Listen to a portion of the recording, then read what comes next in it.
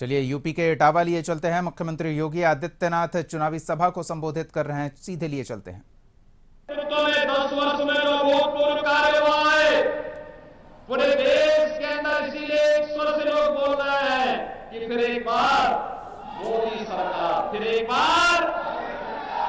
बार तो मोदी सरकार के लिए हमें प्रचंड बहुमत के साथ कमल चुनाव चिन्ह पर वोट देना होगा। और बहनों और भाइयों, इसी के लिए भारतीय जनता पार्टी ने पूर्व केंद्रीय मंत्री, लोकप्रिय जनप्रिय नेता डॉक्टर रामशंकर कठेरिया को फिर से इटावा की इस लोकसभा सीट पर प्रत्याशी बनाकर के उतारा है। बहनों और भाइयों, रामशंकर कठेरिया आपके बीच में फिर से प्रत्याशी बनकर के आए हैं। 80 लोकसभा सीट उत्तर प्रदेश के अंदर है। हमने तय किया है 80 की 80 सीट, अब तक 16 सीटों पर चुनाव हुए हैं। 16 की 16 सीटों पे मोदी जी के नेतृत्व में भारतीय जनता पार्टी और सहयोगी दल जीत रहे हैं। ये सभी, और हम चाहते हैं हम 80 के 80 लोकसभा सीट चुनाव जीते, आत्मनिर्भर और विकसित भारत बनाने में हम भी मोदी जी के अभियान का हिस्सा बने। और इसके लिए मैं आप सभी हरियाणवासियों से भी कहूंगा, आप भूले नहीं होंगे समाजवादी पार्टी का वक्तव्य। आप देखो, मुलायम सिंह जी की मृत्यु हुई थी, वे प्रदेश के पूर्व मुख्यमंत्री थे। मैं प्रदेश का मुख्यमंत्री था, तब भी मैं गया और मैं उनके घर में गया, श्रद्धांजलि देने के लिए गया।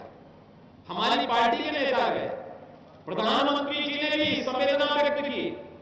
लेकिन बहनों भाइयों, जब कल्याण सिंह जी का, सर्वदेव कल्याण सिंह जी की मृत्यु हुई, समाजवादी पार्टी ने एक भी शब्द संवेदना के व्यक्त नहीं किए।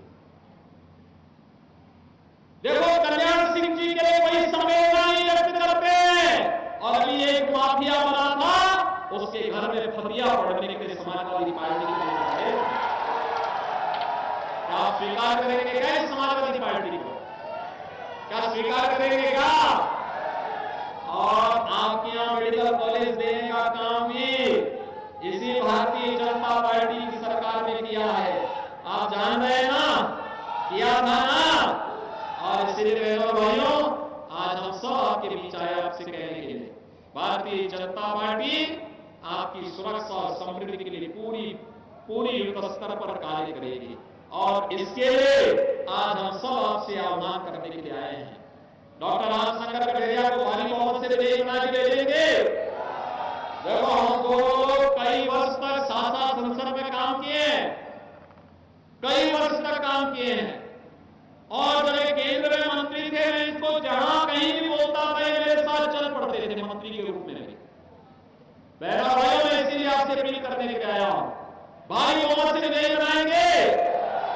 लेकिन इसके लिए आपको रामशंकर कठेरिया स्वयं बनना पड़ेगा, घर घर जाना पड़ेगा।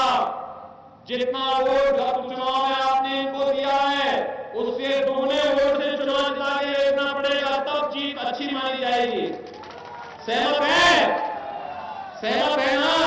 तो 13 मई को होने वाले चुनाव में डॉक्टर रामशंकर कठेरिया को भारी बहुमत से विजयी बनाने की अपील आपसे करने के लिए आया हूं। मेरे साथ बोलेंगे, भारत माता की